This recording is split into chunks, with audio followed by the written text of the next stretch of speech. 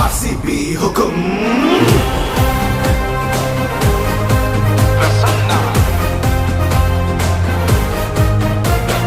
ಉಸಿರು ಬೆಂಗಳೂರು, ಹೆಸರು ಬೆಂಗಳೂರು, ತವರು ಬೆಂಗಳೂರು ನಮ್ಮದು.